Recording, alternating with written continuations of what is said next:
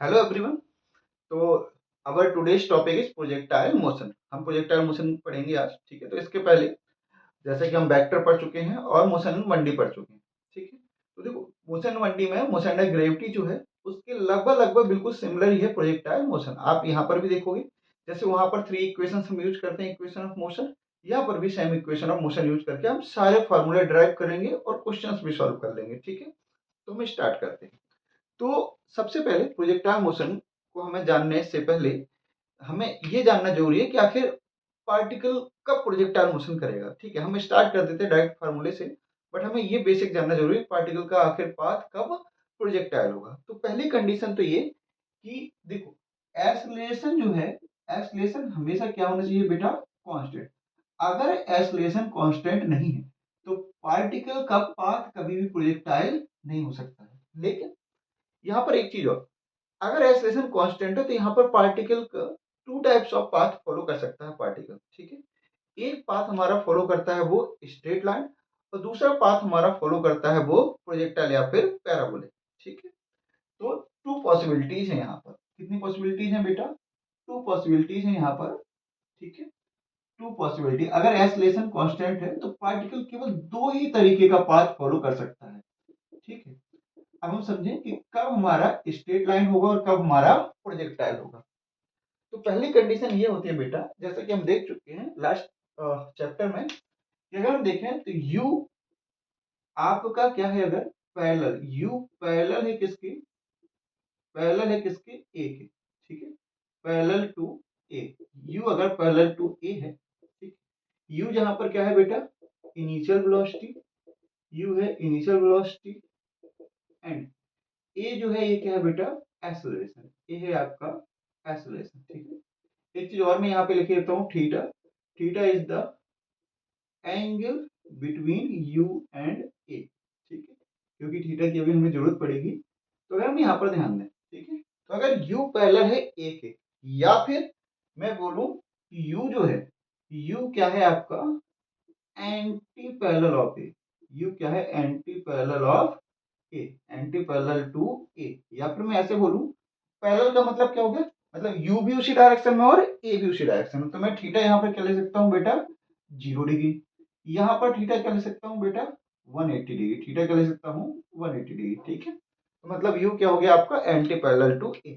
ठीक है, तो जब ये दो कंडीशन फॉलो हो तो हमारा पार्टिकल का जो पाथ होगा, वो पाथ जो होगा पार्टिकल का, वो पाथ हमारा क्या होगा, स्ट्रेट लाइन। क्या हो जाएगा बेटा, स्ट्रेट लाइन। इसको हम ऐसे समझ सकते हैं जैसे कि लास्ट जो हमारा पिछला चैप्टर था उसमें हम देख चुके हैं कि अगर हम पार्टिकल को ऊपर की तरफ फेंके बेटा, पार्टिकल को हमने ऊपर की तरफ फेंका यू वेलोसिटी से, तो पार्टिकल आएगा तो ऑटोमेटिकली नीचे ही। क्यों? क्योंकि जी हमेशा डाउनवर्ड एक्ट करता है, वहां पर ओनली वर्टिकल एक्सलेशन होगा, तो जी डाउनवर्ड एक्ट करेगा और यू अपवर्ड एक्ट करेगा। ठीक है, तो यू एंड ये यू ऊपर की तरफ है और जी नीचे की तरफ है, दोनों के बीच का एंगल कितना हो गया बेटा, 180 डिग्री। कितना हो गया, 180 डिग्री। अब अगर मैं पार्टिकल को नीचे की तरफ फेंकू तो पार्टिकल भी नीचे की तरफ और जी भी नीचे की तरफ, तो ये दोनों नीचे की तरफ हो जाएंगे, तो दोनों बीच का एंगल कितना हो जाएगा, 0 डिग्री। और पाथ क्या होगा फिर बेटा हमारा, स्ट्रेट लाइन। क्या हो जाएगा बेटा, स्ट्रेट लाइन। ठीक है, तो ये दिमाग में क्लियर होना चाहिए कि अगर हमारा u पैरेलल टू a है, या फिर u क्या है बेटा, एंटी पैरेलल टू a, तो हमारा जो पाथ होगा वो क्या होगा, हमारा स्ट्रेट लाइन। इसके अलावा, इसके अलावा अगर हमें कोई और दे, मतलब कि थीटा आपका 0 डिग्री के अलावा कुछ भी अगर होगा और एक्सलेशन क्या है, कांस्टेंट। क्या है, कांस्टेंट, तो यहां पर जो पार्टिकल का पाथ होगा, वो पाथ ऑफ द पार्टिकल जो होगा बेटा, वो क्या होगा हमारा प्रोजेक्टाइल। क्या हो जाएगा हमारा प्रोजेक्टाइल। क्या हो जाएगा बेटा, प्रोजेक्टाइल, या फिर इसको क्या बोल देते हैं हम, पैराबोलिक। पैराबोलिक और प्रोजेक्टाइल पाथ, पैराबोलिक और प्रोजेक्टाइल पाथ। ठीक है, तो प्रोजेक्टाइल, तो ये हमारे दिमाग में बिल्कुल सेट होना चाहिए कि पार्टिकल का पाथ कब हमारा स्ट्रेट लाइन होगा और कब हमारा प्रोजेक्टाइल होगा। ठीक, देखो कई बार इस तरीके से क्वेश्चन पूछा हुआ है, जैसे कि मैं पहले ही आपको बोले दे रहा हूं, हम लोग एक एक टॉपिक को अच्छे से एनालिसिस करेंगे, कहां से क्वेश्चन आने की प्रोबेबिलिटी है। ठीक है, तो सारे टॉपिक डिस्कस करेंगे, सारा पार्ट बाई पार्ट पढ़ेंगे। तो ध्यान से आपको समझ में आ गया होगा कि अगर u एंड a के बीच में एंगल 0 है या 180 डिग्री है, तो हमारा पार्टिकल का पाथ क्या होगा, स्ट्रेट लाइन। इसके अलावा अगर और कुछ भी हो जाता है, ठीक है, एंगल कुछ भी हो, 45, 30, मतलब अदर देन 0 और 180 डिग्री, तो हमारा पाथ जो होगा वो क्या हो जाएगा, हमारा पैराबोलिक। अब हम यहाँ पर देखते हैं कि क्वेश्चन किस तरीके का आता है, ठीक है। तो अगर हम क्वेश्चन की बात करें बेटा,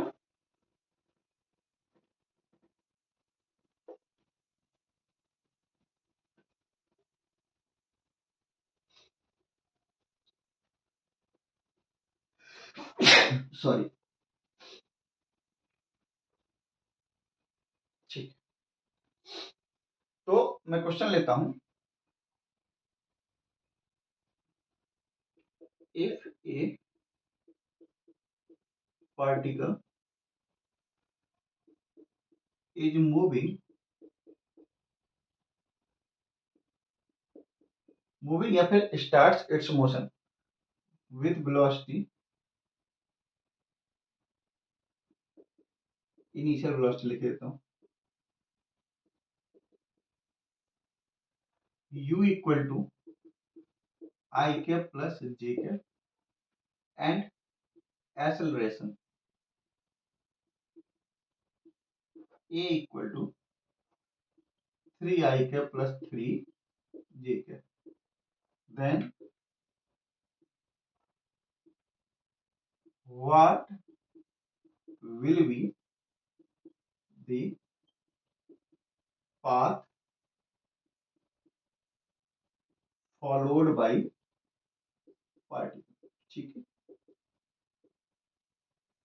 अब ऑप्शन यहाँ पर हमें दिए गए हैं। फर्स्ट ऑप्शन है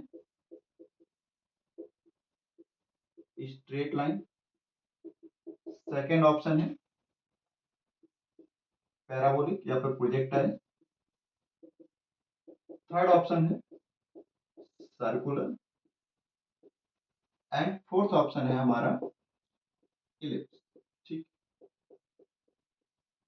आया हुआ है इस तरह क्वेश्चन, ठीक है, नीट में भी आया है, जेई में भी आया है। तो देखो बिल्कुल इसको सॉल्व करने का सिंपल तरीका, ठीक, बिल्कुल टफ नहीं ना, दिमाग में हम लेके चलेंगे कि टफ है, क्योंकि दिमाग में हमने एक बार सोच लिया तो फिर ऑटोमेटिकली सिंपल चीजें भी हमें टफ लगने लगती है। अब देखो बेटा, आपको करना क्या है, बिल्कुल सिंपल तरीके से समझेंगे, ठीक है। करने के कई तरीके हो सकते हैं। आपको सिंपल ये ऑब्जर्व करना है कि क्या यू एंड ए जो है ये आपके पैरेलल हैं या फिर एंटी पैरेलल है, मतलब इनके बीच का एंगल जीरो है या 180 डिग्री है, या फिर ना ही जीरो है ना ही 180 डिग्री है, ठीक है। तो हमारा मेन जो हमारा पर्पज है वो यही एनालिसिस करना है। तो देखो इसको कैसे एनालिसिस करेंगे, इसको बात को समझेंगे। तो यू जो है वो यहाँ पर हमें दिया है आई कैप प्लस जे कैप, और एस लेसन हमें बेटा कितना दिया है 3, तो मैं 3 यहाँ पर कॉमन ले लेता हूँ, 3 आई कैप प्लस जे, ठीक है। यहाँ पर यूनिट लिखे देते हैं मीटर पर सेकेंड, यहाँ पर यूनिट होगी मीटर पर सेकेंड स्क्वायर, ठीक है। अब देखो बेटा, अब अगर आप यहाँ पर एक चीज ऑब्जर्व करो, क्योंकि यूनिट वेक्टर हमें पता है, हम पढ़ चुके हैं यूनिट वेक्टर में क्या शो करते हैं, डायरेक्शन, ठीक है, मैग्नीट्यूड उसका 1 होता है। तो यहाँ पर हम देखें तो ये जो वेक्टर है आई कैप प्लस जे कैप, यहाँ पर आई कैप प्लस जे कैप दोनों आ रहे हैं आपके क्या, कॉमन, ठीक है। तो as both of these are common, ये और ये क्या है, कॉमन, और यहाँ पर प्लस मैग्नीट्यूड में डिफरेंस होगा, क्यों, क्योंकि यहाँ पर मान लीजिए यहाँ पर 1 लिख सकता हूँ अगर मैं, यहाँ पर 3, तो इसका मैग्नीट्यूड ज्यादा है, तो इसका मतलब मैग्नीट्यूड अगर हम देखें तो ए का ज्यादा होगा, magnitude of A will be greater than magnitude of you. But अगर हम डायरेक्शन की बात करें तो डायरेक्शन ऑफ यू एंड ए ये क्या होगी आपकी पैरेलल, या फिर हम क्या कह सकते हैं सेम, मतलब थीटा क्या हो जाएगा बेटा यहाँ पर 0 डिग्री, और थीटा अगर हमें 0 डिग्री मिल गया, इसका मतलब हमारा पाथ क्या होगा आपका, स्ट्रेट लाइन, पाथ क्या हो जाएगा बेटा, स्ट्रेट लाइन, ठीक है। फिर से सुन लेंगे, u जो हमारा है i प्लस जे कैप, और a में हमने 3 कॉमन ले लिया, तो ये क्या आ गया i प्लस जे कैप, तो दोनों सेम आ गया। इसका मतलब हमें डायरेक्टली समझ में आना चाहिए, जो कि प्लस है दोनों में, तो इसका मतलब थीटा क्या हो गया 0 डिग्री, ठीक है। तो पाथ हमारा क्या हो जाएगा, हमारा सिंपल हो जाएगा स्ट्रेट लाइन, ठीक है। बिल्कुल यही ऑब्जर्व करना होता है, अपने से टफ नहीं बनाएंगे। अभी हम और इस पे एनालिसिस करते हैं, बिल्कुल क्लियर हो जाएगा आपको। मान लीजिए मैं इसी क्वेश्चन में क्या करूं, अब मैं इस क्वेश्चन में क्या करता हूं, यहां पर सिंपल लिख देता हूं, थोड़ा सा चेंज करूंगा, और यहां पर मैं क्या कर देता हूं, -3i-3j।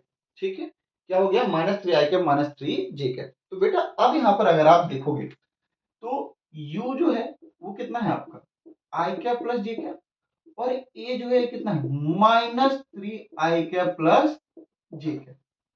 माइनस साइन आ गया, मतलब कि डायरेक्शन क्या हो जाएगी, अपोजिट। मैग्नीट्यूड दोनों का डिफरेंट, डायरेक्शन क्या हो जाएगी, अपोजिट, मतलब एंटी पैरेलल। कैसे, अगर हम देखें तो ये अगर इस डायरेक्शन में u होगा तो इस डायरेक्शन हमारा क्या हो जाएगा, मतलब जस्ट अपोजिट हमारा क्या चला जाएगा, आपका a चला जाएगा। ठीक है, तो इस डायरेक्शन में a। अब क्या हो गया, दोनों के बीच का एंगल कितना हो गया, थीटा कितना हो गया बेटा, 180 डिग्री। कितना हो गया, 180 डिग्री। ठीक है, ऑब्जर्व हो रहा होगा आपको, वहां पर प्लस था। जब पहले वाले क्वेश्चन में क्या था हमारा, पहले वाले में हमने लिया था i+j, और एसेशन हमारा क्या था 3i+j। तो अगर इसके पहले वाले क्वेश्चन में u भी इसी डायरेक्शन में और a भी इसी डायरेक्शन में, तो ये पहला थे, यहाँ पर एंटी पैरेलल। थीटा 180 डिग्री, मतलब कि आपका क्या हो जाएगा, पाथ जो होगा वो पाथ क्या होगा बेटा, स्ट्रेट लाइन। पाथ क्या हो जाएगा, स्ट्रेट लाइन। ठीक है, तो दोनों ही केसेस में हमारा पाथ क्या हो गया, स्ट्रेट लाइन। ठीक है, थोड़ा सा ऑब्जर्व हुआ होगा, और क्लैरिटी लाते हैं हम लोग। ठीक है, पहली बात तो इतनी समझ में आई कि अगर कुछ भी कॉमन निकल जाए, कॉमन आ गया प्लस हो या माइनस, ठीक है, तो थीटा है, थीटा के बारे में वो पूछता नहीं कभी। क्वेश्चन आपसे देखो मैं बता रहा हूँ, इसी तरह क्वेश्चन पूछा जाएगा, इसके अलावा पॉसिबिलिटी नहीं है कि आपको पाथ बताना है, प्रोजेक्टाइल होगा, स्ट्रेट लाइन होगा, सर्कुलर होगा, या इलिप्टिकल होगा, जो भी होगा। ठीक है, एक और क्वेश्चन लेते हैं हम इसी में। मान लीजिए मैं यहाँ पर क्या करूं, मैं यहाँ पर थोड़ा सा चेंज और करता हूँ। मैं -3j की जगह पे क्या लिख देता हूँ, यहाँ पर मैं कह देता हूँ बेटा +4। ठीक है, +4 कर दिया। तो अगर मैं देखूं अब यहाँ पर, तो u कितना है आपका i+j, और एस लेसन क्या है आपका -3i+4j। ठीक है, अच्छा, मैंने बोला नहीं बट लेकिन आपको ये बात समझ में आ रही होगी शुरुआत से ही, कि मैं जैसे मैंने ऐसे लिखा था, u इक्वल टू लिखा था 3i+3j, फिर मैंने लिखा था एस लेसन -3i+-3j। तो आपको यहाँ पे समझ में आ रहा था कि एस लेसन क्या था, कांस्टेंट। एस लेसन क्या था, कांस्टेंट, बिकॉज यहाँ पर कुछ ही वेरिएबल नहीं दिया हुआ। अगर यहाँ पर 3t होता या 3x होता तब एस लेसन वेरी करता, तो एस लेसन तो कांस्टेंट था भी, तो था ही, तो ये कंडीशन तो हमारी सेटिस्फाई हो ही रही थी। हम केवल चेक कर रहे थे कि थीटा हमारा क्या है। ठीक है, तो ये बात आप ध्यान रखना कि सबसे पहले तो हमें ये पता होना चाहिए कि एस लेसन हमारा क्या है, कांस्टेंट। ठीक है, एस्लेशन कांस्टेंट है, तो यहाँ पर भी कांस्टेंट है और यहाँ पर भी एस्लेशन कांस्टेंट है। तो एस्लेशन हमारे यहाँ पर कांस्टेंट हो गया, तो इसका मतलब अगर हम यहाँ पर देखें तो अब आप ऑब्जर्व करो, तो हम कुछ भी कॉमन नहीं ले सकते यहाँ पर। ठीक है, कॉमन हमारा नहीं आ रहा है, क्योंकि अगर -3 लेंगे तो यहाँ पर कितना हो जाएगा, -4/3 हो जाएगा। बट लेकिन डायरेक्टली i+j कॉमन नहीं आ पाएगा। इसका मतलब क्या हुआ बेटा, इसका मतलब ये हुआ कि एस्लेशन तो देखो कांस्टेंट है, इसमें कोई दिक्कत नहीं है। एस्लेशन क्या है आपका, कांस्टेंट, बट थीटा ना ही 0 डिग्री है और ना ही 180 डिग्री है। तो ना ही 0 डिग्री ना ही 180 डिग्री, इसका मतलब हमें डायरेक्टली पता चल गया कि जो पाथ होगा पार्टिकल वो क्या हो जाएगा आपका, प्रोजेक्टाइल। क्या हो जाएगा बेटा, प्रोजेक्टाइल, या फिर आपका क्या हो जाएगा, पैराबोलिक। क्या हो जाएगा आपका, पैराबोलिक पाथ। ठीक है, तो आई होप आप ये समझ गए होंगे कि पार्टिकल के पाथ को हम कैसे पहचानेंगे। ठीक है, हम क्या करते हैं, 2-3 क्वेश्चन और ले लेते हैं जल्दी से, और इस कॉन्सेप्ट को हम वाइंड अप करते हैं यहीं पर। ठीक है, फिर नेक्स्ट कॉन्सेप्ट पे चलेंगे। तो अगर हम यहाँ पर देखें, मान लीजिए, तो यहाँ पर इसको हटा देता हूं मैं, सिंपल u एंड a लिख देता हूं। तो अगर यहाँ पर हम बात करें फर्स्ट, तो अगर u हम दें 2i+3j, और एस्लेशन हम दें 3i+, ये कितना हो गया आपका 4j। तो इन दोनों में आप कुछ भी कॉमन नहीं ले सकते। ठीक है, कॉमन नहीं आएगा, और एस्लेशन चूंकि कांस्टेंट है, हमें दिख रहा है, इसका मैग्नीट्यूड निकल जाएगा, तो इसका मतलब हमारा पाथ जो होगा वो पाथ क्या हो जाएगा हमारा, डायरेक्टली प्रोजेक्टाइल। ठीक है, एक और क्वेश्चन लें हम, अगर हम u यहाँ पर दे दें -2i+5j, और a हम दे दें -10i+6j। तो यहाँ पर भी कॉमन नहीं आ रहा है। ठीक है, मतलब थीटा ना ही 0 डिग्री होगा ना ही 180 डिग्री, तो पाथ हमारा क्या हो जाएगा बेटा, प्रोजेक्टाइल। ठीक है, तो बस अब मोर देन सफिशिएंट है, इस टाइप का क्वेश्चन आएगा तो आपसे बन जाना चाहिए। ठीक है, अब हम आगे चलते हैं प्रोजेक्टाइल मोशन में। तो अभी तो हमने ये जान लिया कि आखिर हमारा पार्टिकल का पाथ कब हमारा प्रोजेक्टाइल होगा। ठीक है, अब जैसा कि हम जानते हैं, एक छोटा सा क्वेश्चन मैं आपसे पूछूंगा, उसके पहले मैं एक चीज आपको लिखे देता हूँ नोट करके। तो ये नोट कर लेंगे हम, और ये हम मोशन 1D में भी देख सकते हैं, देख चुके हैं। Velocity always wants to achieve the direction of acceleration। ठीक है, वेलोसिटी हमारी किसकी डायरेक्शन अचीव करना चाहती है? एक्सलेशन की। ठीक है, क्यों? जैसे कि हमने देखा था मोशन में, नहीं अगर पार्टिकल को हम ऊपर की तरफ फेंक रहे हैं बट एक्सलेशन हमारा नीचे की तरफ है, तो लौट के हमारा कहाँ पे आएगा? नीचे ही आना पार्टिकल को। अगर ऐसा ना होता तो फिर तो अगर एक्सलेशन तो पार्टिकल ऊपर ही चला जाता, है कि नहीं? बट लेकिन एक्सलेशन चूंकि नीचे की तरफ है तो पार्टिकल लौट के हमारा नीचे आएगा। फाइनल में यहाँ पर टॉप मोस्ट पॉइंट पे कहीं पे वेलोसिटी हो जाती है जीरो, पर दोबारा लौट के। हमने ऐसे भी देखा था इस तरीके क्वेश्चन कि अगर यू इस डायरेक्शन में है और एक्सलेशन इस डायरेक्शन में है, तो पार्टिकल ऐसे जाएगा, यहाँ पर कहीं पे वेलोसिटी जीरो होगी, और दोबारा फाइनली इसी डायरेक्शन में पार्टिकल लौट के आ जाएगा। ठीक है, तो ये हमारी बात क्लियर है हमें। ठीक है, ये हमारा वेलोसिटी जो होगी वो हमेशा अचीव करना चाहती है डायरेक्शन ऑफ एक्सलेशन। ठीक है, अब इसको मैंने क्यों बताया? इसको मैंने इसलिए बताया क्योंकि यहां से हम एक चीज क्लियर करेंगे। देखो, क्योंकि पैराबोलिक में हम जानते हैं पैराबोला कई तरीके का बनता है, बट लेकिन हमारा यहाँ पर पाथ क्या होगा? तो अगर मैं ऐसे आपसे बोलूं कि सपोज दैट मैंने एक पार्टिकल को यू वेलोसिटी से फेंका, यू वेलोसिटी से, और थीटा एंगल हॉरिजॉन्टल से थीटा एंगल बनाते हुए, थीटा यहाँ पर क्या है? Angle of projection, angle of projection. Theta is the angle of projection, you is the velocity of projection. ठीक है, you is the initial velocity. तो अगर मैं आपसे बोलूं कि भाई प्रोजेक्टाइल तो किसी भी डायरेक्शन, तो ये और आपका एक ये 1 2 और 3। ठीक है, तो कौन सा पाथ पार्टिकल फॉलो करेगा? ठीक है, 1 वाला फॉलो करेगा, 2 वाला फॉलो करेगा, या 3 वाला फॉलो करेगा? तो देखो बेटा, जैसा कि हम जानते हैं कि जो जी है वो कहां पर एक्ट कर रहा है? डाउनवर्ड डायरेक्शन में। हॉरिजॉन्टल में तो कोई एक्सलेशन होता नहीं है, वर्टिकल में एक्सलेशन हमारा यहाँ पर लग जाएगा, और वो कौन सा लगेगा बेटा? Gravitational acceleration. ठीक है, तो अगर हम यहाँ पर बात करेंगे तो 3 वाला पाथ पार्टिकल क्या कर लेगा? फॉलो कर लेगा। और इसीलिए जो प्रोजेक्टाइल का हम पाथ बनाते हैं, जब किसी पार्टिकल को हम फेंकेंगे, तो हमारा जब यू से हमने फेंका और थीटा इज द एंगल, तो पार्टिकल हमारा ऐसे जाके ऐसे डाउनवर्ड आ जाएगा। ठीक है, तो 3 वाला पाथ फॉलो करेगा। क्यों फॉलो करेगा? बिकॉज एक्सलेशन कहां पर है? नीचे की तरफ, एक्सलेशन है नीचे की तरफ, तो पार्टिकल ऑटोमेटिकली फाइनली कहां पर जाना चाहेगा? डाउनवर्ड डायरेक्शन में जाना चाहेगा। ठीक है, तो हमें दो चीजें क्लियर हो गई कि पार्टिकल का पाथ कैसा होगा। ठीक है, और पार्टिकल का पाथ प्रोजेक्टाइल ही क्यों होगा? प्रोजेक्टाइल क्यों होगा? क्योंकि वहां पर क्या होना चाहिए? हमारा एक्सलेशन कांस्टेंट होना चाहिए। ठीक है, और थीटा ना ही 0 डिग्री हो, ना ही 180 डिग्री हो। ठीक है बेटा, अब इसके बाद हम आगे चलेंगे। अब हम बात करेंगे प्रोजेक्टाइल मोशन की, और इसके सारे रिलेशंस हम निकालेंगे वन बाय वन करके, वो पूरे एनालिसिस करेंगे, और जहां पर क्वेश्चंस की जो जो प्रोबेबिलिटी होगी वो हम देखते चलेंगे साथ साथ ही। ठीक है, तो अब यहां पर हम बात करते हैं प्रोजेक्टाइल मोशन। Projectile motion. ठीक, तो फिर से देखो, डायग्राम तो हमें बहुत ज्यादा यूज आने वाला है, तो डायग्राम में एक बार ही बना देता हूँ, बार बार मेरे को इसको रब नहीं करना पड़ेगा।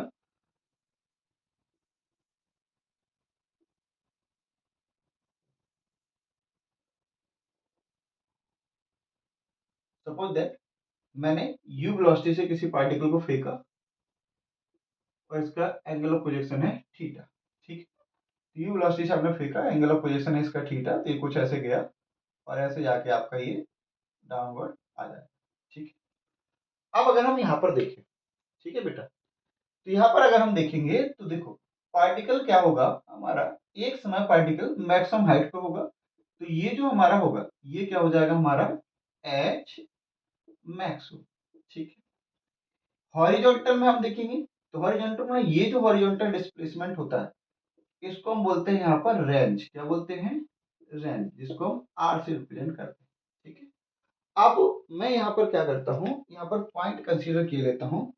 तो सपोज दैट यहाँ पर मान लेता हूँ मैं ओ पॉइंट, यहाँ पर मान लेता हूँ ए पॉइंट, और यहाँ पर मान लेता हूँ बी पॉइंट। ठीक है, तो A is the point at the maximum height. ठीक है, जो पार्टिकल का मैक्सिमम हाइट अचीव, वहां पर ए पॉइंट। ठीक, दूसरी बात, जैसा कि हम जानते हैं यहाँ पर केवल एक ही एक्सलेशन होगा, ए वाई, जो कि होगा minus g. That is act करेगा हमारा डाउनवर्ड डायरेक्शन में। किस डायरेक्शन में? डाउनवर्ड डायरेक्शन में। ठीक है, ए एक्स यहाँ पर क्या होगा? जीरो। ठीक है, that is no acceleration in horizontal direction. Horizontal direction में कोई भी एक्सलेशन नहीं होगा। ठीक है, अब यहां से एक चीज मुझे समझ में आनी चाहिए। देखो, जैसे कि मैंने यहां पर लिखा है कि हॉरिजॉन्टल डायरेक्शन में कोई भी एक्सलेशन नहीं है। अब हम जानते हैं कि एक्सलेशन क्या होता है? Rate of change of velocity. मतलब हॉरिजॉन्टल डायरेक्शन में अगर एक्सलेशन नहीं है, मींस हॉरिजॉन्टल डायरेक्शन में वेलोसिटी चेंज नहीं होगी। हॉरिजॉन्टल डायरेक्शन में वेलोसिटी चेंज नहीं होगी। वेलोसिटी कहां पर चेंज होगी? ओनली वर्टिकल डायरेक्शन में। कहां पर चेंज होगी बेटा? ओनली वर्टिकल डायरेक्शन में। इट मींस अगर मैं यहां पर इस वेलोसिटी का हॉरिजॉन्टल कंपोनेंट बनाऊं यू एक्स, जो कि क्या होगा? यू कॉस थीटा, और वर्टिकल कंपोनेंट यहां पर बनाऊं u y, that is u sine theta, तो हॉरिजॉन्टल कंपोनेंट तो कहीं पर भी चेंज नहीं होगा। हॉरिजॉन्टल कंपोनेंट क्यों चेंज नहीं होगा? बिकॉज हॉरिजॉन्टल डायरेक्शन में आपका एक्सलेशन नहीं है। भाई ए एक्स इक्वल टू क्या होगा? डेल्टा यू एक्स अपॉन में डेल्टा टी, तो ये तो जीरो है, तो यू एक्स तो हमेशा क्या रहेगा? कांस्टेंट रहेगा। तो ये बात आपको समझ में आती होगी, तो इससे अभी बहुत ज्यादा परेशान होने की जरूरत नहीं है। मीन्स अगर मैं कहीं पर भी, मान लीजिए यहां पर कहीं पर भी मैं वेलोसिटी कंसीडर करूं, तो मेरा horizontal component of velocity change नहीं होने वाला है। मतलब यहां पर भी क्या होगा? u cos थीटा, यहां पर भी u cos थीटा, यहां पर भी u cos थीटा, यहां पर भी u cos थीटा, यहां पर भी u cos थीटा। पहली बात, ठीक है, मतलब during the whole motion, during whole process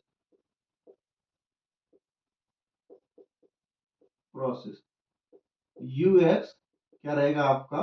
constant. U x क्या है आपका? Horizontal component of velocity. तो ये आपका क्या रहेगा? कांस्टेंट, ये चेंज नहीं होगा। ठीक है, अब जैसा कि हमें दिख रहा है कि एक्सलेशन वर्टिकल डायरेक्शन में है, मतलब वर्टिकल कंपोनेंट क्या होगा? पहले यहां से जाएगा, तो पहले डिक्रीज करेगा, डिक्रीज करेगा, डिक्रीज करेगा, डिक्रीज करेगा, और टॉप मोस्ट पॉइंट पर अगर हम देखेंगे तो vertical component at the top most point ये क्या हो जाएगा आपका? जीरो। क्योंकि अगर ये जीरो नहीं होगा तो और ऊपर तक मतलब कहीं ना कहीं जाके इसको जीरो होना ही है। तो वर्टिकल कंपोनेंट जीरो होगा, और ऑटोमेटिकली फिर यहाँ पर आके ये क्या करने लगेगा? इंक्रीज करने लगेगा। ठीक, तो और इस टॉप मोस्ट पॉइंट पर अगर हॉरिजॉन्टल कंपोनेंट की बात करेंगे तो यही हमारा क्या हो जाएगा? V x at the point A, that is क्या हो जाएगा आपका? U x. ठीक है, तो वर्टिकल कंपोनेंट, ध्यान देना बेटा यहां पर समझने वाली बात, वर्टिकल कंपोनेंट आपका चेंज होगा, हॉरिजॉन्टल कंपोनेंट में कोई भी चेंज नहीं होगा। वर्टिकल कंपोनेंट पहले डिक्रीज करेगा और फिर इंक्रीज करेगा, और टॉप पे क्या हो जाएगा आपका? Minimum, that is zero. अब एक बात समझना, क्या इसका मतलब velocity at the vertical point, velocity at the top most point zero होगी? फिर से सुनना, क्या इसका मतलब velocity at the top most point zero होगी? नहीं, वेलोसिटी जीरो नहीं है बेटा। क्या जीरो है? Vertical component of velocity zero है। तो यहां पर एक क्वेश्चन फिर आता है, अगर मैं यहां पर नोट करके लिखूं that is during whole process, during whole process velocity first decreases, then minimum at the top, minimum at the top, and then increases, and then increases। ध्यान देना, वेलोसिटी पहले डिक्रीज करेगी, फिर मिनिमम होगी, फिर इंक्रीज करेगी, बट क्या zero होगी? जीरो नहीं होगी। क्या जीरो होगा? Vertical component of velocity zero होगा। क्या जीरो होगा? वर्टिकल कंपोनेंट ऑफ वेलोसिटी आपका जीरो होगा, बट नेट वेलोसिटी आपके जीरो नहीं होगी। इसका मतलब यहां पर एक क्वेश्चन और आ सकता है, और आया भी हुआ है, that is kinetic energy first decreases becomes minimum at top most point and then increases. ठीक है, बट नॉट जीरो, लेकिन जीरो नहीं होगी। तो ध्यान देना, ना ही वेलोसिटी जीरो होगी और ना ही काइनेटिक एनर्जी जीरो होगा। ठीक है, क्या जीरो होगा? Vertical component of velocity zero होगा। क्या जीरो होगा? Vertical component of velocity zero होगा, and during the whole process horizontal component of velocity हमारा क्या रहेगा? कांस्टेंट। ठीक है, तो ये आप नोट कर लेना। ठीक है, ये इंपॉर्टेंट है, ये पूछ देता है कभी कभी। अब इसके बाद हम आगे चलते हैं, तो ये मैं अभी यहाँ पे हटा देता हूं।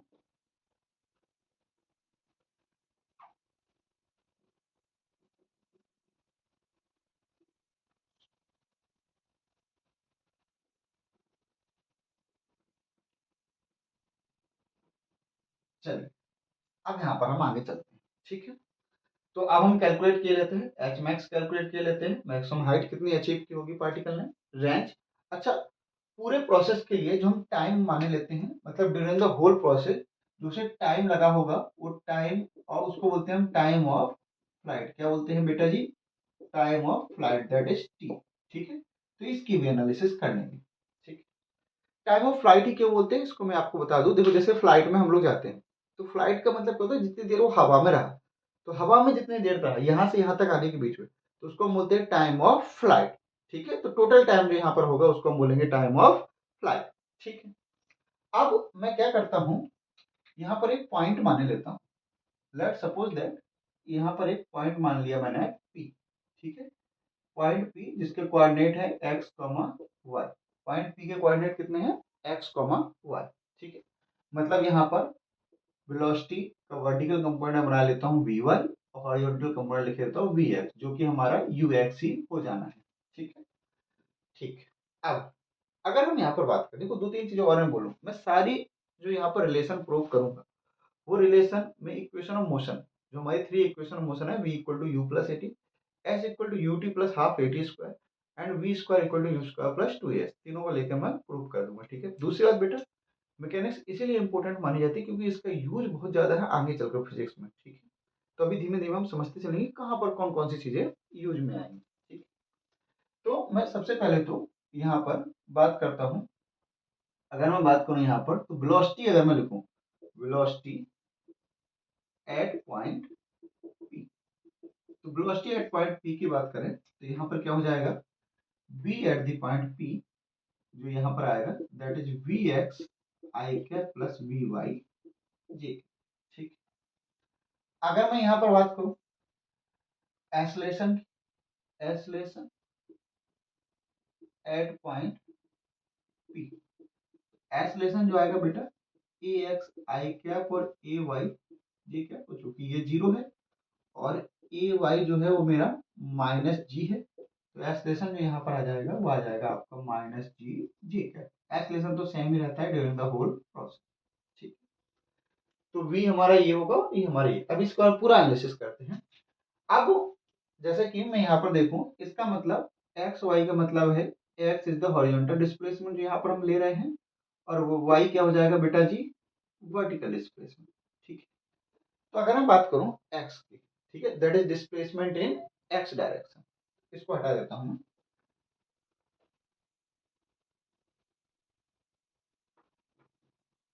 तो हम बात करते हैं डिस्प्लेसमेंट इन एक्स डायरेक्शन। ठीक है, तो जैसे कि हम जानते हैं इक्वेशन हमारी आएगी S equal to u t plus half a t square. X direction की बात करें तो यू एक्स ए एक्स और ए एक्स। ठीक, क्योंकि हम जानते हैं ये हमारा क्या है, 0। एस एक्स को हम क्या लिखेंगे यहाँ पर, X, that is X equal to आ जाएगा यू एक्स इंटू में टी। और यहाँ से हम लिख सकते हैं टाइम टी जो आएगा वो आएगा हमारा एक्स अपॉन में यू एक्स। ठीक, equation 1। Displacement in Y direction की हम बात करें तो displacement in Y direction, in Y direction, तो वाई डायरेक्शन हमारा क्या हो जाएगा, S Y equal to you Y T, equal to you Y T plus 1/2 A Y T. ठीक है, A Y T square, that is मैं यहाँ पे क्या लिख सकता हूँ, एस वाई मतलब Y equal to you Y,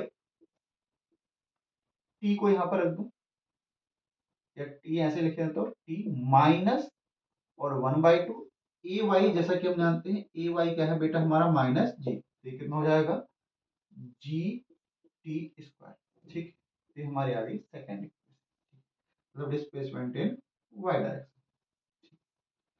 अब हम क्या करेंगे, हमें चूंकि निकालना है इक्वेशन ऑफ ट्रेजेक्टरी। क्या निकालना है बेटा, इक्वेशन ऑफ ट्रेजेक्टरी, मतलब पाथ की इक्वेशन हमें निकालनी है। ट्रेजेक्टरी मतलब पाथ, जिस पाथ को फॉलो कर रहा है। ठीक है, तो हम सिंपल क्या करेंगे, यहां से टी लेंगे और यहां पर पुट कर देंगे। ठीक है, यहां से टी लेंगे हम यहां पर पुट कर देंगे वाई इक्वेशन में। तो मैं यहां पे लिख सकता हूं,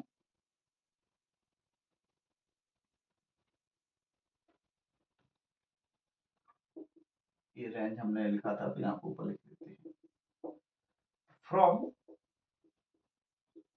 इक्वेशन 1 एंड 2, तो y इक्वल टू हो जाएगा यू वाई, टी की जगह पर हम क्या रखेंगे, एक्स अपन में यू एक्स माइनस 1/2 जी, और ये कितना हो जाएगा एक्स अपॉन में यू एक्स का whole square, that is y equal to कितना हो जाएगा आपका यू वाई की जगह पे यू साइन थीटा और इंटू में एक्स अपॉन में यू एक्स यहाँ पे U cos theta minus 1/2 G x square upon में U square cos square theta, U से यू गया, that is y equal to आ जाएगा आपका X tan theta minus g x square upon में 2u square cos square theta.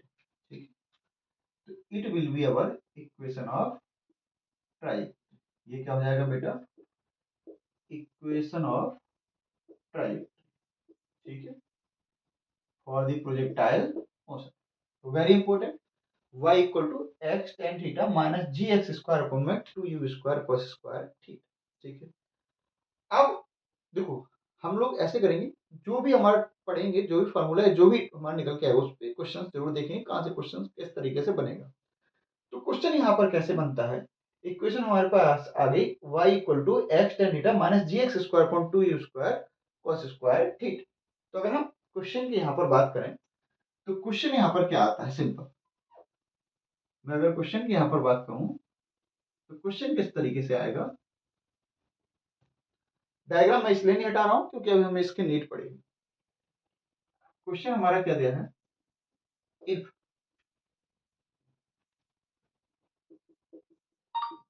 Equation of trajectory is given as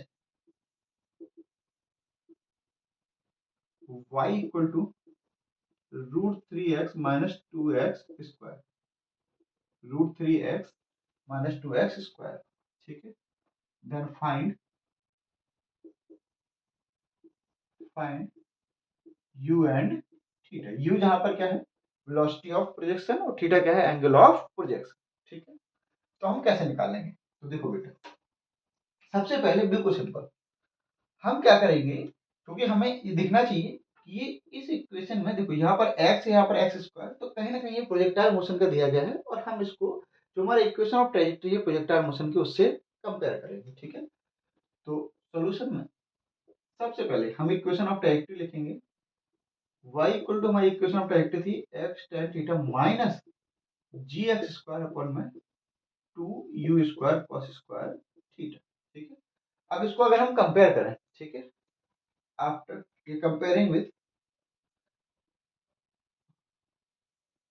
after comparing, ठीक, तो अगर हम यहाँ पर देखें, यहाँ पर tan थीटा दिया है, यहाँ पर क्या दिया है मेरे को, ध्यान देना बेटा, यहाँ पर x tan थीटा, यहाँ पर क्या है √3x, यहाँ पर x tan थीटा, यहाँ पर √3x, that is x tan theta equal to कितना आ जाएगा बेटा जी, √3x, x से x गया, that is tan theta equal to √3, तो यहाँ से थीटा कितना आ जाएगा बेटा, थीटा आ जाएगा हमारा 60 डिग्री, कितना आ जाएगा बेटा 60 डिग्री, थीटा हमारा आ गया 60 डिग्री, ठीक है। तो हमें एक चीज यहाँ पर मिल गई, थीटा हमारा आ गया 60 डिग्री, ठीक। अब हम इसको कंपेयर करेंगे, तो ये दिया है, देखो माइनस माइनस है ही, तो ये 2x² दिया और ये कितना दिया है gx² अपन में 2u² cos स्क्वायर थीटा, तो हम इसको कंपेयर किए लेते हैं। तो यहाँ पर हम करेंगे, तो यहाँ पर हम लिखेंगे gx² अपॉन में 2u² cos square theta equal to, और मैं इतना लिख रहा हूँ, इतना लिखने की जरूरत नहीं पड़ती, एक बार आपके मतलब गो थ्रू हो जाएंगे आप, तो प्रैक्टिस में आया तो आप डायरेक्टली करते हैं, ठीक है। तो x², तो यहाँ से g की जगह पर हम 10 लिख देंगे, तो 10/2, और यहाँ पर 2 ये नीचे जाएगा, तो 2 इक्वल टू हो जाएगा u² cos square theta, theta 60 degree है तो 60 हम यहाँ पर रखेंगे, तो 10/4 इक्वल टू ये कितना हो जाएगा u² cos square 60 degree, cos 60 की वैल्यू 1/2, दैट इज 1/4, तो 10/4 इक्वल टू कितना हो जाएगा u² 1/4, 4 से 4 कैंसिल, दैट इज हम यहाँ पर देखेंगे तो u² इक्वल टू आ जाएगा 10, that is u equal to कितना आ गया √10 मीटर पर सेकेंड। इस तरीके क्वेश्चन कई बार पूछ देता है, बिल्कुल सिंपल क्वेश्चन होता है, तो आपको बस हमें क्या करना है, कंपेयर करना है, ठीक है। कुछ और वैल्यू भी दे सकता है, जो भी दे, तो आपको कंपेरिजन करना आना चाहिए कि y equal to √3x minus 2x² है, तो आप इसको कंपेयर करो तो सिंपल ये x tan थीटा हो जाएगा, और ये कितना हो जाएगा gx² minus 2u² cos square theta, ठीक है। तो यहाँ पर क्वेश्चन हो गया। अब इसके बाद हम आगे चलते हैं, ठीक है। यहाँ पर u इक्वल टू √10 मीटर पर सेकेंड।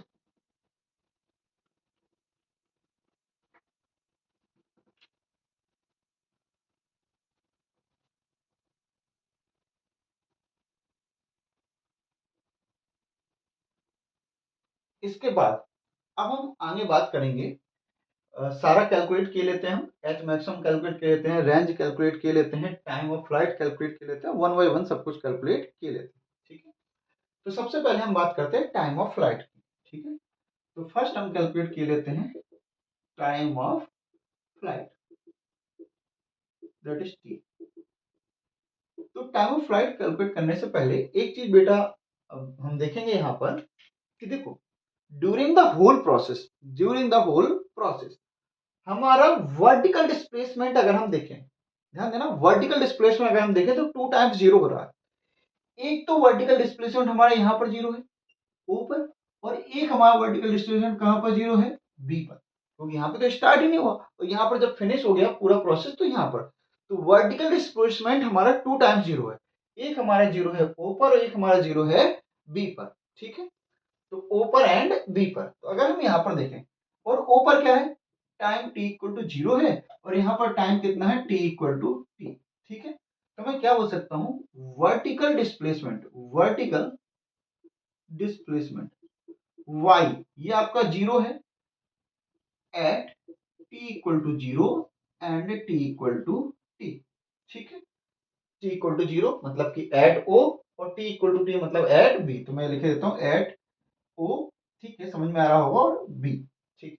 अब जैसे कि हमने लिखा था equation of motion for vertical displacement as we know, तो हम यहाँ पे क्या लिखेंगे, y equal to you Y t minus g/2 t square for time t equal to t. तो वर्टिकल डिस्प्लेसमेंट तो 0 हो जाएगा, तो y 0, ये कितना हो गया u Y t minus g/2, और ये कितना हो गया आपका g/2 टी स्क्वायर, ठीक है। तो यहाँ से t से t गया, दैट इज यहाँ से कितना हो गया आपका यू वाई इक्वल टू, ये आ जाएगा आपका g/2 t, that is t equal to कितना हो जाएगा 2u/g, सिंपल। ये हमारा क्या हो गया टाइम ऑफ फ्लाइट, ठीक। या फिर यू वाई को आप पूरा रखो, यू साइन थीटा के टर्म्स में, तो टी इक्वल टू कितना है 2u sine theta by G, ठीक। बिल्कुल सिंपल है बेटा। देखो मैं आपको बताऊं, जैसे कि हम लोग वहां पर मोशन इन 1D में हमने देखा था, तो मोशन इन 1D में अगर हम बात करें तो मोशन 1D में भी जब हमने पार्टिकल को देखा था तो ऊपर गया था और नीचे लौट के आया था। तो ड्यूरिंग द होल प्रोसेस अगर हम बात करें तो हमारा जो टाइम क्या था, वो टाइम था 2u/g। 2u/g क्यों लिया था? क्योंकि वहां पर uy ही u हो रहा था, हॉरिजॉन्टल में तो वहां पर वेलोसिटी थी नहीं, बट यहाँ पर हॉरिजॉन्टल कंपोनेंट भी है ना, वर्टिकल कंपोनेंट भी है, तो हम किसको कंसीडर करेंगे? Vertical component. वहां पर हमारा क्या था मोशन इन 1D में? इन 1D में हम सिंपल क्या लिख रहे थे? t इक्वल टू क्या लिख रहे थे? 2u/g। तो सेम टू सेम यहाँ पर क्या होगा? 2u/g। ठीक है, तो हमारा आ गया टाइम ऑफ फ्लाइट। अब हम आगे चलते हैं और बात करते हैं हम एच मैक्सिमम।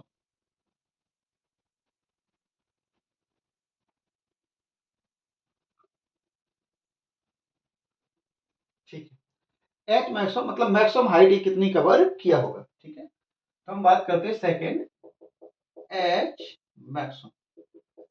एच मैक्सिमम के लिए हम क्या करेंगे? देखो मैंने आपको पहले बोला था मैं 3 इक्वेशंस यूज करूंगा और यही करना ही होता है और सब सारे डेरिवेशंस हम निकालेंगे। एच मैक्सिमम हमारा क्या है भाई? हमने इक्वेशन जानते हैं v square equal to u square plus 2as। तो वी वाई का स्क्वायर इक्वल टू कितना हुआ? 2y का स्क्वायर प्लस 2ay इंटू में s। ठीक है, एस वाई जहां पर हम लगा रहे हैं। तो एट ए तो वी वाई जीरो तो जीरो, यू वाई हो जाएगा प्लस 2, ये होगा माइनस जी, और ये कितना हो जाएगा आपका एच मैक्सिमम। दैट इज यहां से अगर हम देखें तो एच मैक्सिमम जो हमारा निकल के आएगा वो कितना हो जाएगा आपका? यू वाई स्क्वायर अपॉन में 2g, या फिर मैं इसको क्या बोल सकता हूँ? You square sine square theta upon में 2g। ये हमारा क्या हो जाएगा? H maximum. ठीक है, ये आ गया बेटा मैक्सिमम हाइट। ठीक है, तो हम दो चीजें निकाल चुके हैं। टाइम जो हमारा है वो कितना है? 2u/g। एंड एच मैक्सिमम हमने क्या निकाल लिया यहाँ से? u/y का स्क्वायर अपॉन में 2g। ठीक है, दो चीजें हमारी निकल चुकी हैं। ठीक है, ध्यान देना वहां पर हम मोशन 1D में क्या कर रहे थे?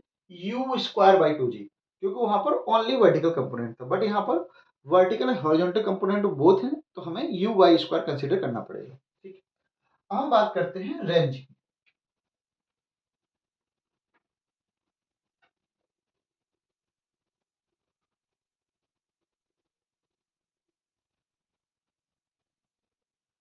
अगर हम रेंज की बात करें, रेंज तो रेंज मतलब क्या है? रेंज एक तरीके से क्या है? हॉरिजॉन्टल डिस्प्लेसमेंट ही तो है। क्या है? Horizontal displacement. ठीक है, तो रेंज हमारा हॉरिजॉन्टल डिस्प्लेसमेंट है। तो सिंपल, जैसा कि हम जानते हैं कि हम सिंपल इक्वेशन लगाएंगे भाई। हमने लिखा था वहां पर x equal to u x into में टी। अब यहाँ पर पूरा ओ से ए की बात कर रहे हैं, फॉर ओ बी पूरे प्रोसेस की बात कर रहे हैं। तो हमारे x क्या हो जाएगा बेटा जी? x हमारे यहाँ पर r, और यू एक्स कितना हो जाएगा? यू कॉस थीटा और इंटू में T. You cos theta into में टी, या फिर मैं इसको ऐसा करता हूँ, इसको ऐसे ही लिख देता हूँ, r equal to u x into में टी। ऐसा मैं क्यों लिख रहा हूँ बताता हूँ आपको। यू एक्स इंटू में टी, अब जैसा कि टी हमारा क्या है? 2u/g।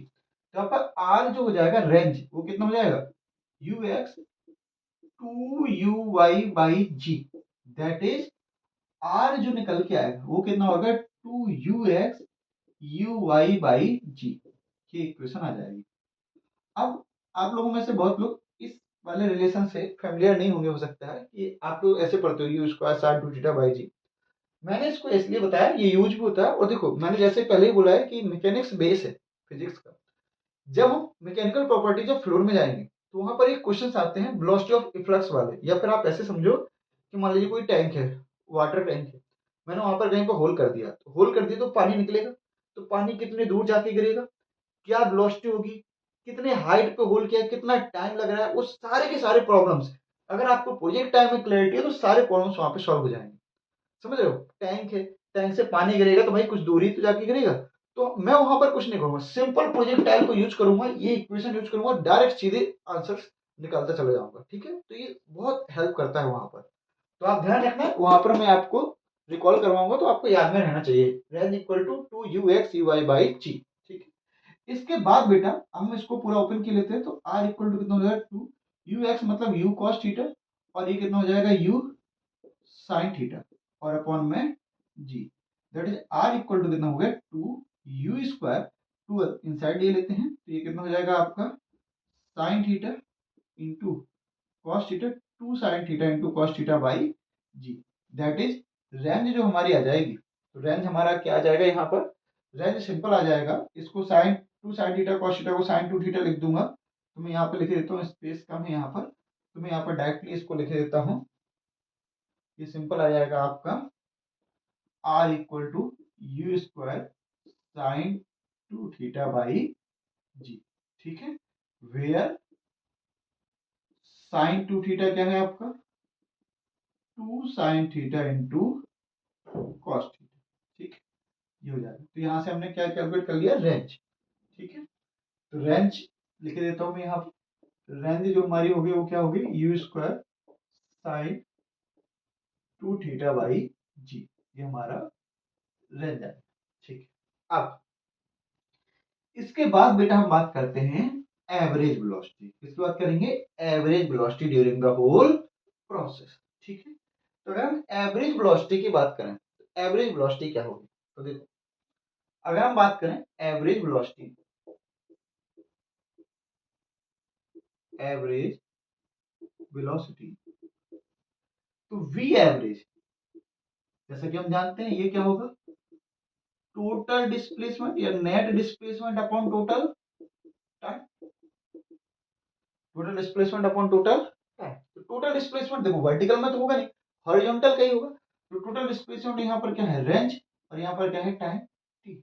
रेंज को हम क्या लिख सकते हैं, अभी हम पढ़ के आ रहे हैं you x into T upon में टी, तो टी से टी क्या, दैट इज वी एवरेज जो होगा वो क्या होगा यू एक्स ही होगा, that is you cos theta, ये कितना हो जाएगा यू कॉस थीटा, तो वी एवरेज हमारा क्या हो जाएगा you x that is you cos theta, ठीक है, पूरे प्रोसेस में। अब इसके बाद हम देखो अभी हमने इक्वेशन ऑफ ट्रेजेक्टरी निकाली, ठीक है, तो इक्वेशन ऑफ ट्रेजेक्टरी को भी यूज करने के कई तरीके से हम यूज करते हैं, वो सारे रिलेशन से हम वन बाय वन पढ़ते चले जाएंगे, तो मेरा ये मानना है जितना मैं पढ़ा दूंगा तो हो सकता है मतलब शायद ही आपको कहीं कोई कंफ्यूजन रहे, अदरवाइज पूरी क्लैरिटी आ जाएगी, ठीक है। तो हम बात करते हैं अगेन, अगर हम बात करें इक्वेशन ऑफ ट्रेजेक्टरी की, इक्वेशन ऑफ ट्रेजेक्टरी, ठीक है, इक्वेशन ऑफ ट्रेजेक्टरी की अगर हम बात करें तो जैसे कि हमने देखा इक्वेशन ऑफ ट्रेजेक्टरी हमारी आ रही थी वह equal to x tan theta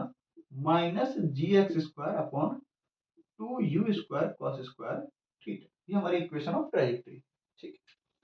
अब मैं क्या करता हूं यहाँ पर इस वाले पार्ट में यहाँ पर साइन थीटा से मल्टीप्लाई और साइन थीटा से डिवाइड कर देता, ठीक है।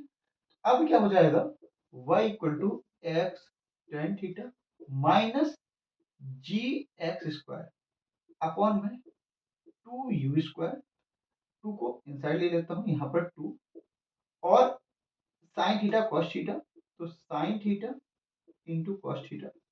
अब यहाँ पर आप देखोगे तो ऊपर वाला साइन थीटा बच गया हमारे पास और नीचे से क्या बच गया कॉस थीटा, ठीक है। तो अगर हम देखें तो ये यहाँ पर क्या हो गया, यहाँ पर अगर हम देखें तो इक्वेशन बन गई y equal to x tan theta minus g x square tan theta upon में u² साइन 2 थीटा।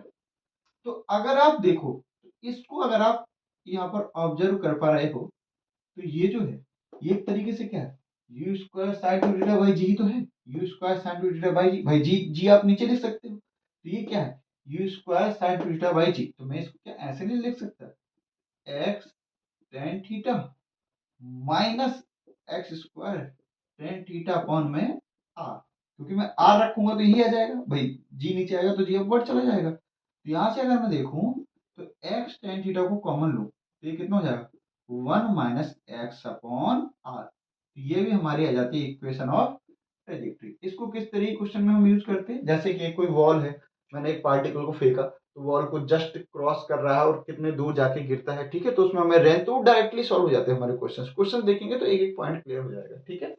तो हमें ध्यान रखना है एक तो हमारे पास ये इक्वेशन, दूसरी हमारे पास ये इक्वेशन आ जाती है y equal to x tan theta minus one minus x upon r, ठीक है।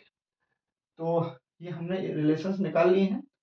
दूसरी चीज, अगर आप किसी पर्टिकुलर पॉइंट पे निकलना चाहते हैं, लास्ट एक चीज और मैं बताऊंगा, इसको हटा देता हूँ।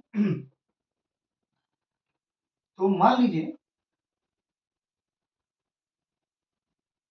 किसी एक पर्टिकुलर पॉइंट पे वो आपसे चाहता है डिस्प्लेसमेंट बताओ, ये पोजीशन वेक्टर। पोजीशन वेक्टर अगर मैं बनाना चाहूँ, लास्ट ही है इस पे, बाकी है तो बहुत कुछ, पर लेकिन अभी यहाँ पर हम फिनिश करेंगे। तो अगर हम पोजीशन वेक्टर की बात करें, पोजीशन वेक्टर, तो पोजीशन वेक्टर अगर आर की बात करें एट पी, तो हम क्या लिखेंगे, एक्स आई कैप प्लस वाई जे, यही लिखेंगे बेटा, है ना।